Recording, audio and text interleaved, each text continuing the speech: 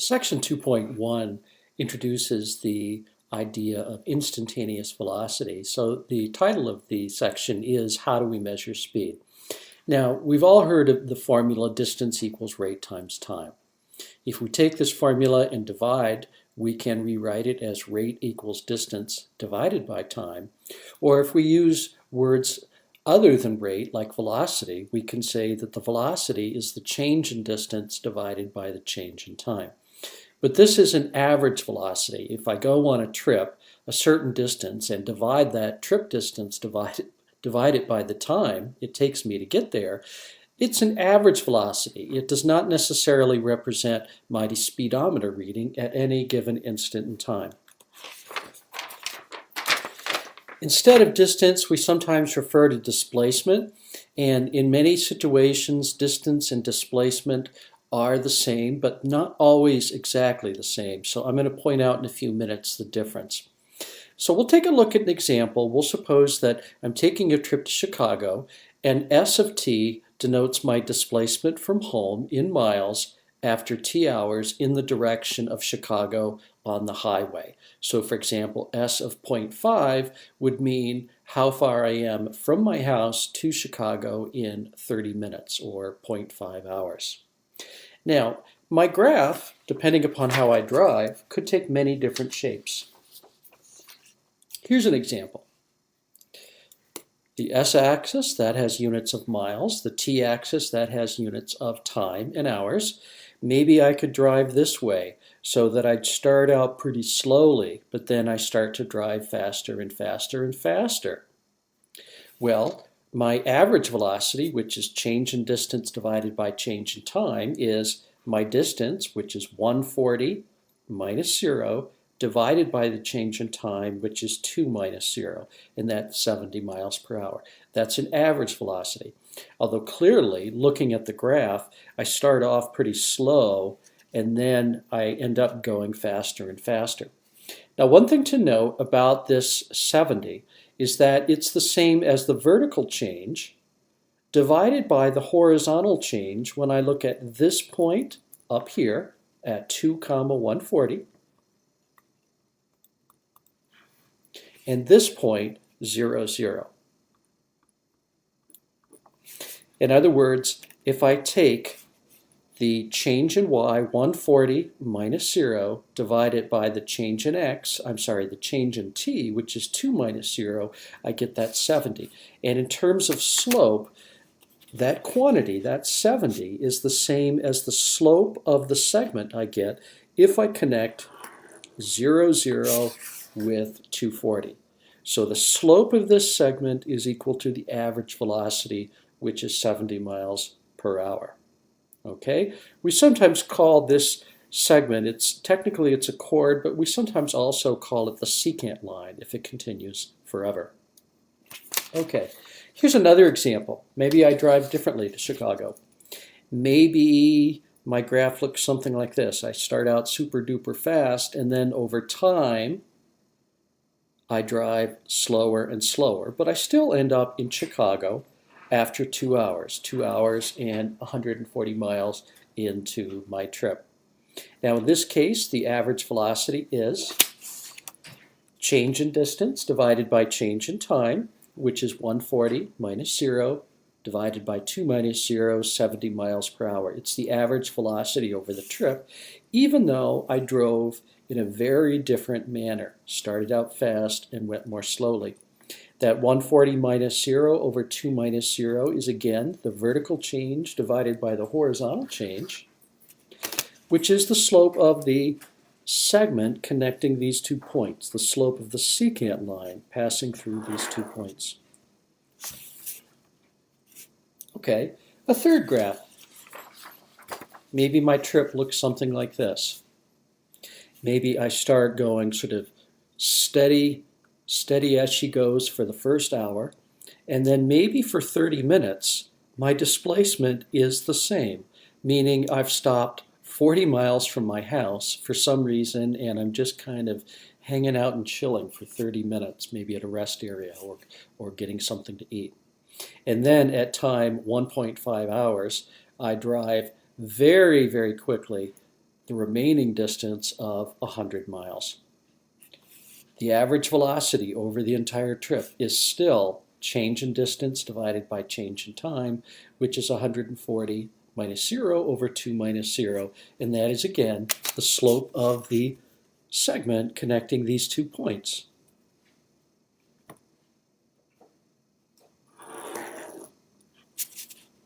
So we have 3 different graphs describing 3 very different trips, yet the average velocity for each of the trips is the same. And one of the goals of the next couple sections is to actually make that transition from average velocity over a trip to using the graph to determine what our speedometer is actually reading at a given instant in time. So we're going to be moving from average over a trip to a particular instant in time. Let's look at another average velocity for the same graph. The average velocity during the first hour and a half. That means from time 0 to time 1.5. Now I'm only looking at the change in distance between here to here. So the change in distance is 40 minus 0, all divided by 1.5. That's my change in time.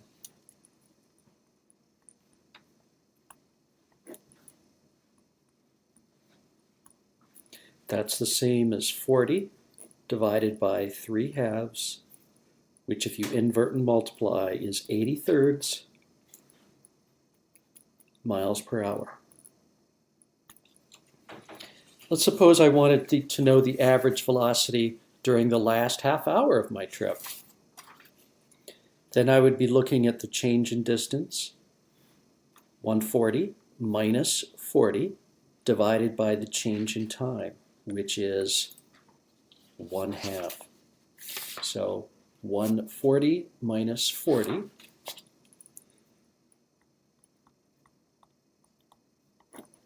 divided by 2 minus 1/2, 2 minus 1.5, which is 40 over 2 minus 1.5 is 1/2, which is 80 miles per hour. That's pretty fast. Each of these represents a slope. This 80 represents the slope connecting t equals 0 to t equals 1.5, and this slope of 80 represents the slope of this velocity of 80 represents the slope of the segment connecting t equals 1/2 to t equals 2. Let's draw those over here. So we have the slope of the segment connecting the origin, t equals 0, out to 1.5 comma 40. And then we have the slope connecting the point t equals 0.5 to t equals 2. So the average velocity over the entire trip was 70 miles per hour. The average velocity over the first hour and a half was 80 miles per hour. And during the last half hour, the average velocity was 80 miles an hour. And what we're going to be doing in class is to get the transition to an instantaneous velocity. We're going to look at average velocities over very, very small changes in time. Now, displacement and velocity, displacement and distance are not always the same. But before we do that, let's just summarize. In general, if we have a displacement function, the average velocity between two instants in time, t equals a and t equals b, is the change in displacement, s of b minus s of a, divided by the change in time, b minus a. It is the slope of the secant line connecting the 2 points a comma s of a and b comma s of b. And in the context of velocity, average velocity is the slope of a chord or a secant line. Now, displacement is not always positive. Here's a different graph. Let's pretend that I have a mass on a spring, or maybe a piston, something that moves up and down. At time 0, S of t is going to be the displacement of the spring from the equilibrium. At time 0, the object is at equilibrium, and then maybe a second later, time will be in seconds, the object has moved 3 units up. And then from time 1 to time 2, the object moves back to equilibrium. Now the displacement is 0. From time 2 to time 3, the displacement now goes down to -3. A negative displacement because we are below the equilibrium value. And then from time 3 to 4, the piston or the mass on the spring goes up to equilibrium again. In this case, equilibrium displacement values between 0 and 2 are positive because the displacement graph is above. The displacement values from 2 to 4 minutes are negative because the graph is below. But we still define average velocities the same. Let's say we want to look at the average velocity from t equals 1 to t equals 3. We go up to the graph, we look at when t is 1, we look at when t is 3. That average velocity would be the change in distance minus 3, because that's the s value here,